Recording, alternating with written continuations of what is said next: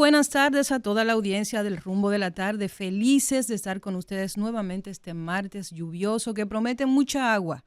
Don Georgie Rodríguez, don Rudy González y una servidora Olga Almanzar prometen acompañarles a todos ustedes desde ahora y hasta las 7 de la noche por este espacio que es de ustedes también, Rumba 98.5 FM con Los Poderosos. Don Rudy González.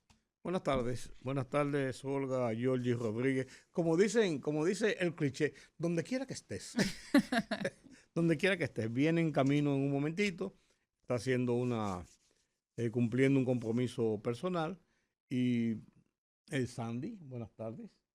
Sandy llegó hoy aquí diciendo, van a caer borriquitos aparejados. Yo dije, bueno, por suerte como es viernes de Bellonera, no importa. No, todavía. Todavía, ¿no? No es viernes. No, no, todavía no es viernes, no. Quisiéramos todos que hoy fuera viernes. ¿Estamos a qué? ¿A jueves ya entonces? No, ¿hoy qué es? Miércoles. Entonces estamos llegando. El programa decimos mañana previernes de Bellonera. Exacto. ¿Verdad que sí, Ismael? Previernes de Bellonera. Yo voy a llegar el viernes de Bellonera. Él lo empuja y funciona porque las semanas se van más rápido cuando don Rudy avisa. No, don Rudy, yo quiero pedirle... Es que yo desde el domingo estoy hablando ya del viernes de Bellonera. Sí, yo lo sé. Pero es bueno porque eso como que lo trae más rápido. Mire, yo quiero pedirle unos minutitos porque yo quiero hacer una especie de cómo, no sé cómo se llama, ayúdame con la palabra, usted que es más doctor en ese sentido, como una proclama. Una proclama. Miren. Despáchate. Perdón, estoy medio mocosa hoy. Hay una frase de Ricardo Flores Magón que dice: nada es tan desalentador como un esclavo satisfecho. Diablo. El término... Dile que me guarden café en la cocina. El 10. El término esclavo se refiere a una persona que no es libre y está bajo el dominio de otra, perdiendo la capacidad de disponer de sí misma. Pero por el otro lado, el síndrome del esclavo satisfecho es un término que se refiere a un estado en el que una persona, a pesar de vivir una vida miserable, parece estar resignada y agradecida con su existencia. ¿Y por qué yo digo eso? Mis palabras son mías, mis ideas son mías, mis posturas son mías. A mí nadie me hace guiones. Yo sola defiendo mis posturas porque yo vivo en la realidad, yo no vivo en una burbuja. El problema es que en esta sociedad la gente no se conforma con elegir y seguir su camino, sino que además se ofende con el camino que los otros han elegido y que más allá, de manera arrogante, descalifican todo aquello que les contradice como si fueran dueños de verdades absolutas. Hay que ser y dejar ser. Yo soy una persona como cualquiera de la mayoría que nos oye a través de ese radio que usted en ese momento se encuentra escuchando. Una persona que ha tratado la vida de ser honesta e íntegra. Yo que me levanto a las 6 de la mañana, como le decía don Rudy hace un ratito, y que todavía a las 12 de la noche, a la 1 de la madrugada estoy trabajando. Tengo 4 trabajos.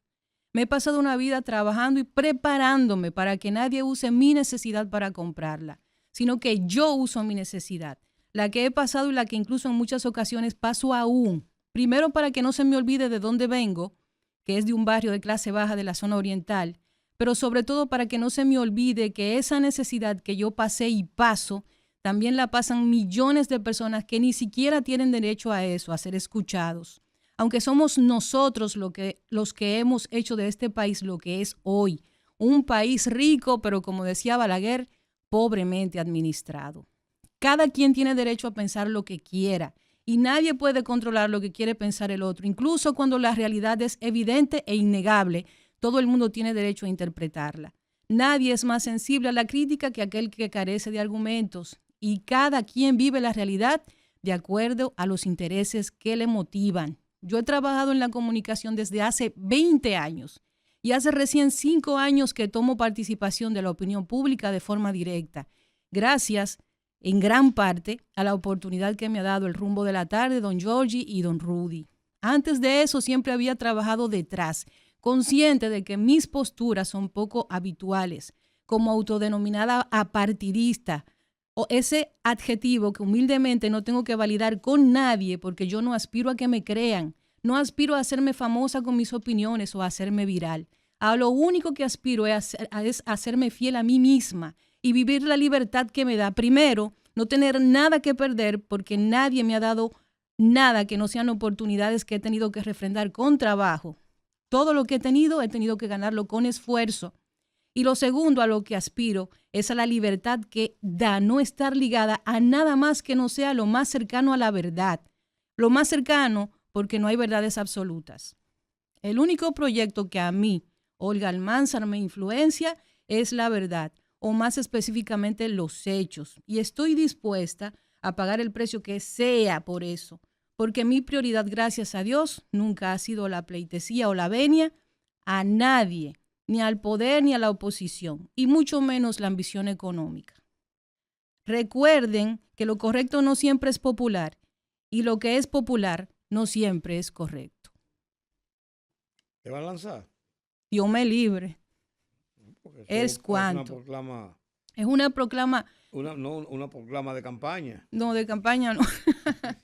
Todo lo contrario. Lo que pasa, don Rudy, es que en República Dominicana tener un pensamiento disidente te vuelve objetivo de que algunas personas, ya sean de la audiencia o del mismo medio, entiendan que pueden descalificarte simplemente porque piensas distinto. Y yo respeto y defiendo el derecho a pensar distinto. Yo creo que eso es lo que hace grande a espacios como este, donde, por ejemplo, tenemos personas de diferentes ideas, de diferentes pensamientos que somos capaces de comulgar en este mismo espacio de manera civilizada. Dicho el caso y comprobado el hecho, hoy yo tuve una conversación, cambio el tema. Radical, ¿verdad? No, porque entiendo que tú hiciste tu pronunciamiento, lo que tú querías decir, y entonces no hay que entrar en detalle. No en discusiones del tema. Sino, hoy yo tuve una conversación en el programa mío de televisión que lo grabé y lo voy a difundir mañana. Y posiblemente lo difunda el lunes, que es feriado, y como no grabamos programa el lunes, es posible. En Oye País. En Oye País. Porque el martes que viene son las elecciones de los Estados Unidos. Y yo hice una conversación con Leo Pérez Minaya, que es un hombre que está sesgado, lógicamente, porque es miembro del Partido Demócrata, es de la Comisión Ejecutiva del Partido Demócrata, fue miembro de su comité central de 452 miembros, es un privilegio ser miembro de un partido de esa naturaleza. Imagínese usted, el Partido Demócrata tiene 452 miembros y el comité central del PLD tiene 1.492. ¿Cómo se llama la obra? Estamos hablando de que escoger en un país de 300 millones de habitantes un comité central de 452 miembros y que un dominicano sea miembro de ese comité central es un privilegio político. Usted puede estar de acuerdo, no puede estar de acuerdo con el partido, con lo que él piensa, lo que sea, pero es un privilegio y te indica que es una persona que tiene sentido político y sentido común. Entonces, lo quiero referir no por darle bombos a don Leo, sino sencillamente, y no porque sea mi amigo de muchos años, amigo de todos, sino porque quiero decir la calidad que él tiene para poder conversar. Y en esa conversación yo saqué muchas experiencias de lo que está pasando en Estados Unidos, que es lo que más me preocupaba. ¿Qué está pasando en los Estados Unidos en este proceso electoral? Porque desde que yo tengo uso de razón en situaciones políticas y he visto el devenir de los procesos electorales de grandes países como Estados Unidos, los países iguales o similares al nuestro, para uno tener una idea de qué está pasando en nuestro país, pues uno tiene que verlo en el contexto, puedo decir, nosotros andamos bien, andamos mal. No es que una cosa sea igual que la otra, pero te indica cuando hay una media de comportamiento y cuál es después el resultado de ese comportamiento y hacia dónde nosotros podemos llegar.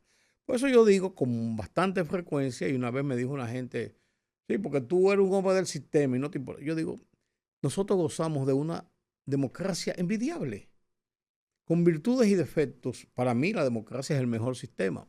Podría estar equivocado, pero es para mí. Y desde 1966 estamos viviendo una democracia a la dominicana, lógicamente, porque cada país se adapta a los sistemas políticos de su idiosincrasia, de su desarrollo, de su gente. Todos no somos iguales, pero hay una media que te indica cuáles son los respetos a las libertades, el respeto a los derechos intrínsecos de la persona, tratar de no vulnerar los principios institucionales. Todo eso se viola y se hace aquí y en todos los países. Pero en República Dominicana yo me jacto de decir que con virtudes y defectos, con muchos nubarrones y hasta con muchos aguaceros, en este trayecto, en el poder de elección popular, de un grado de respeto importante e interesante y de convivencia importante e interesante, que a veces yo cuanto con una reforma que en la Plaza de la Bandera, con todo eso y con todas las tensiones nosotros hemos podido sobrevivir. Entonces, a mí me interesa, a lo que quiero me digrego un poquito, lo que es el sistema norteamericano, porque nosotros tenemos mucho como sistema en nuestro patio, en nuestro ambiente, en nuestra área de influencia.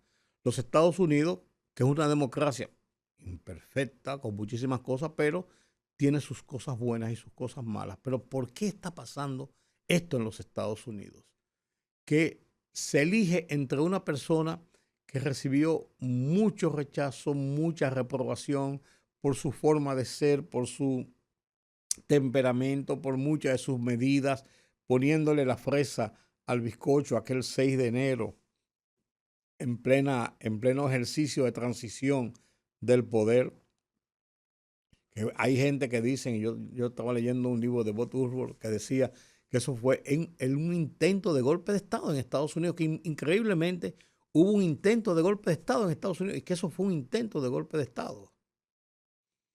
Uno se queda con la boca abierta.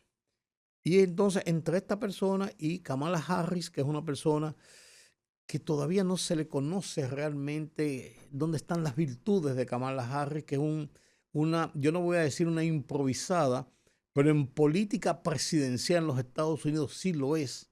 Y está comenzando a dar pasitos y surge como candidata fruto de una situación primero frustrado y vergonzoso por cómo el presidente Joe Biden se presentó sin ninguna condiciones para poder meterse en un debate coherente, para presentarse como un líder que en busca de una reelección presidencial, y todo lo que pasó en ese debate y lo que aconteció después de ahí. El segundo debate de Kamala Harris con Donald Trump, un debate de acechándose los dos, a ver quién metía la pata y a ver quién decía una barbaridad mayor que la otra, donde el contenido no existe. Se habla en algún sitio de una cosa o de otra, pero no hay un contenido sobre la situación de la economía, realmente de la discusión de la economía, realmente de la situación del empleo, realmente de la fortaleza de la democracia en un mundo amenazado por la guerra, por aquí y por allí, en un mundo que muchas veces no se sabe hacia dónde vamos. Está cambiando la tecnología, la inteligencia artificial amenaza con comernos, no va a comer nada, pero amenaza con comernos. Entonces, uno ve esto y yo lo veo con mucha tristeza y realmente tú me dirás, y me dirá la gente, ¿y qué te importa a ti lo que pasa en los Estados Unidos? Yo no me importa. Me importa, viven 2 millones de dominicanos en los Estados Unidos y las Así es. remesas que nosotros recibimos, 10.000 millones, el 94% de esas remesas vienen de los Estados Unidos. ¿Qué hacen en el continente? Tiene un reflejo hacia nosotros. La lucha contra el narcotráfico, usted puede decir que es un bluff o no lo es, pues está bien, pero pasa. Y tenemos un flagelo que nos está amenazando ahí. Tenemos una situación mm, con Haití que es un equilibrio tan delgado que nos asusta todos los días. O sea, no vivimos en una sociedad ni viendo un futuro tranquilo. A mí me preocupa eso. Y yo, esa conversación, y lo comento no por hacerle promoción a mi programa, que yo no lo hago normalmente, yo hago mi programa todos los días. Pero es interesante porque se plantean muchas cosas y no hay que verlo dentro del contexto de pronunciamientos que él hace cuando comienza un convicto, una cosa. No, no. En la hilaridad del conversatorio hay muchas situaciones que dejan que pensar, porque Leo Pérez Minaya, además de ser, es un dominicano, norteamericano, eh, pero es un estudioso de la situación norteamericana, un hombre muy culto, que lee mucho, que está muy al día de lo que pasa, y ya un hombre de una edad que le da la experiencia por haber pasado y haber visto mucho de lo que está pasando, de lo que ha pasado, y le permite visualizar y ver alternativas de cosas que pueden suceder de ahí. Lo quiero decir porque hoy, leyendo un artículo en la mañana, no lo usé la grabación de mi programa, pero volví, lo releí hace un rato y me da muchas cosas que pensar. Es un poquito largo, yo voy a leer 2 o 3 párrafos porque nos pone en el contexto increíblemente de lo que está pasando en Estados Unidos. Según el promedio de las últimas 12 encuestas profesionales publicadas en los Estados Unidos, la candidata demócrata y su adversario republicano están empatados y no se sabe quién va a ganar. Dice, a 6 días de los comicios, Kamala Harris y Donald Trump extreman su cautela para evitar que un mínimo desliz político complique su carrera hacia la Casa Blanca. Y eso yo lo pongo, ese inicio, esa introducción de ese artículo. Yo en lo que pasó el domingo, por ejemplo. ¿Cómo es posible que los niveles de discusión de una carrera política lleve a personas a jugar con un país, en el caso de Puerto Rico, de maltratar, que no tienen ni eden ni huelen en el sentido de que no son la parte determinante que sí podría, después de ese chiste de mal gusto, convertirse en una parte determinante por la cantidad. Estoy leyendo en ese mismo artículo, habla de la cantidad de puertorriqueños que viven, por ejemplo, en Pensilvania, que es uno de los partidos swing, de los estados swing state, que puede determinar las elecciones y cómo situaciones como esa podrían volcar una situación de mayoría de votos de un lado u otro. Y usted me dirá, ¿por qué traer esa colación? No hay, eso indica el nivel a que ha llegado el debate en ese país, el debate político en ese país, de insultar a una gente que no está metida en un pleito, pero pueden determinar a final de cuentas por un deseo de hacerse el gracioso, determinar, y entonces eso le indica a uno con más razón, miren lo que se está debatiendo, la política de ese gran país que es, otrora y todavía, el gran poder del mundo, el gran poder económico, el gran poder militar, el imperio, como le llaman. El discurso ha bajado de nivel. Totalmente, no, pues está en el suelo. Es que no hay un discurso de discusión de los temas que a la gente le importa. Yo recuerdo otros debates, se hablaba del tema del aborto, del tema del empleo, del tema de migración. De migración. O sea, si usted quiere, y se le exigen, pero aquí lo que hay es insultos. Y dice, la candidata demócrata y su adversario se están midiendo cada vez para ver que participó en el acto del Madison Square Garden en Nueva York el domingo pasado. La carrera presidencial se define en 7 estados clave. Uno de ellos, Pensilvania, que otorga 19 electores, tiene una fuerte presencia hispana. El domingo pasado, durante un acto masivo en el Madison Square Garden, Tony Hinflake sostuvo que Puerto Rico es una isla flotante de basura en medio del océano. O sea, ¿por qué ofender a los puertorriqueños? No, eso es la o a cualquier etnia o a cualquier gente que vive en los Estados Unidos. O sea, ese discurso discriminatorio pegó de lleno en la campaña republicana. Hinflake fue convocado por su llegada a los adolescentes y los organizadores no sabían qué él iba a decir. Ahora el comité de campaña está en una batalla desigual para tratar de reparar el daño. En Pensilvania hay una fuerte comunidad hispana y el discurso de Hinflake inició una fuga de votos que al final será incierta. O sea, pues después habla muchas cosas. Los estados swing son Pensilvania, Georgia, Carolina del Norte, Michigan, Arizona, Wisconsin y Nevada. Ahí debe estar el tema. Entonces, lo que yo quiero decir, y lo quiero extrapolar, no solamente a lo que pasa, es cuando la banalidad del discurso, del liderazgo político, del liderazgo de una nación en diferentes estamentos de la nación, se convierte en eso, en banal, en tratar de echar culpas, de insultos, de inventar cosas, de todo este tipo. O sea, la sociedad pierde su esencia, sus motivos de luchas reales. Usted que maneja tanto ese tema de la política en Estados Unidos, ¿qué piensa usted por qué a la entrada de Biden, que yo siento como que fue un punto de inflexión? No sé si fue por el tema del poco liderazgo, de cómo el mundo está cambiando y la geopolítica está como reubicando las fuerzas y los poderes. Pero ¿qué ha pasado en Estados Unidos? ¿Qué ha sucedido? Este tipo de política que no es propio de Estados Unidos, sino que es como más común en América Latina, ese tinte de lo que son los insultos y la disminución del discurso político en Estados Unidos. La llegada de Biden a la Casa Blanca tuvo dos objetivos. Primero, había un problema en el Partido Demócrata. El Partido Demócrata carecía de un liderazgo fuerte y los Obama realmente tomaron el control del Partido Demócrata hace tiempo. Obama es el líder del Partido Demócrata.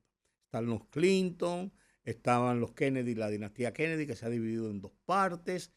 Hay algunos elementos importantes, pero Obama, después de una gestión de gobierno de mucho tiempo, salió por las nubes. Es un tipo que cayó bien, que fue un tipo agradable en su ejecución, con virtudes y defectos. Claro. Igual que Bill Clinton. Bill Clinton salió con todo y los deslices que tuvo, salió con un aire de un hombre de respeto, y se le considera como un hombre importante dentro de la política norteamericana.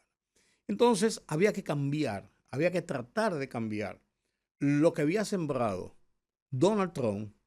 Había que tratar de cambiar. La única gente, y además era un hombre de Obama, que había sido su vicepresidente durante 8 años, para poder dar continuidad a ese discurso de los Obamas y tratar de conformar con él en la presidencia ese liderazgo demócrata, darle un paso como de transición dentro de los demócratas para tratar de buscar ese liderazgo. Fíjate que Hillary trató de serlo, pero Hillary no tenía la fortaleza todavía porque los Estados Unidos es una nación clásica donde la llegada de Obama, un negro o afroamericano, para que no se vea denigrante, un afroamericano llegar al poder con la fortaleza que llegó Barack Obama, fue un hito.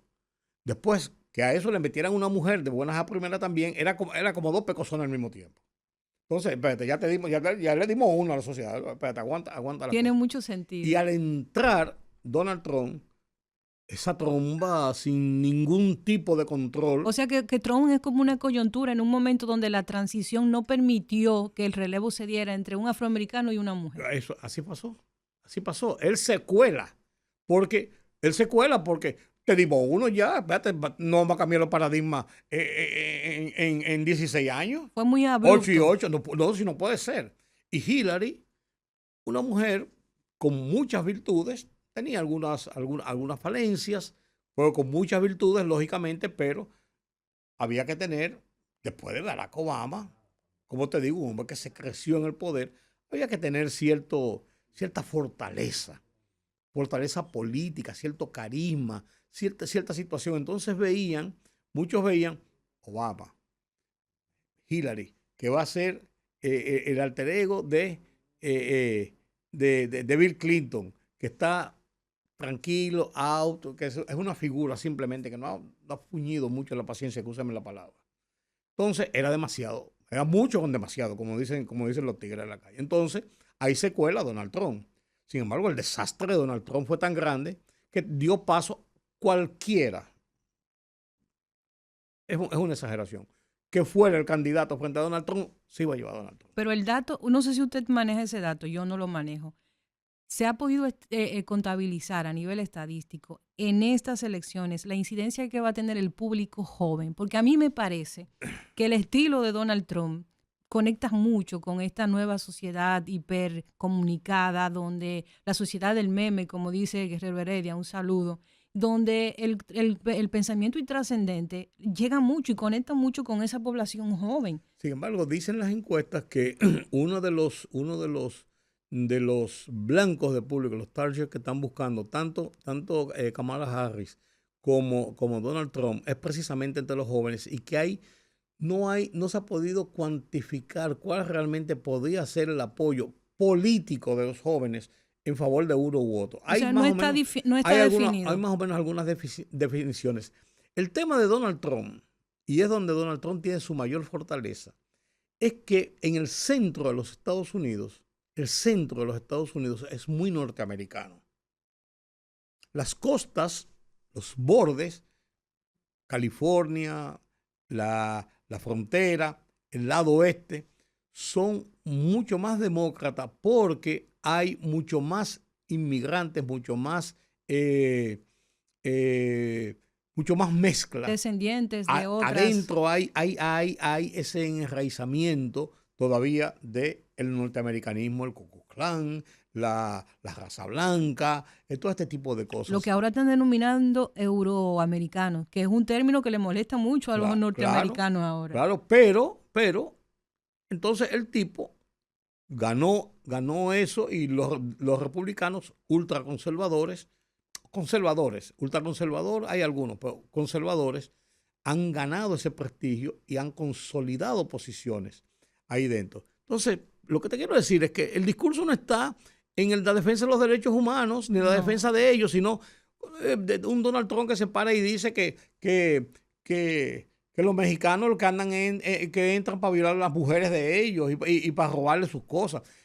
Pero ese no es el sentido. Incluso hay como una inversión de valores en el sentido de que con todas estas amenazas que hace Donald Trump contra los inmigrantes, precisamente dicen las encuestas que ha ido ganando ascendencia dentro de los inmigrantes. De los legales. No, entre los inmigrantes. No, entonces hay gente que dice que el fenómeno se debe a que los legales están apostando a que ellos lo dejen tranquilo y que se embruje con los ilegales. Que hay un discurso así que dice que ellos que los ilegales le quitan trabajo a los que han hecho su cosa bien. Pero realmente, fíjate cómo eso no es tan así, y lo dicen, pero eso no es tan así cuando uno lo nota y se da cuenta en cómo este insulto a los puertorriqueños se volcó en una unidad de criterio de los latinos, no solamente los puertorriqueños que hasta una manifestación hicieron en el Viejo San Juan,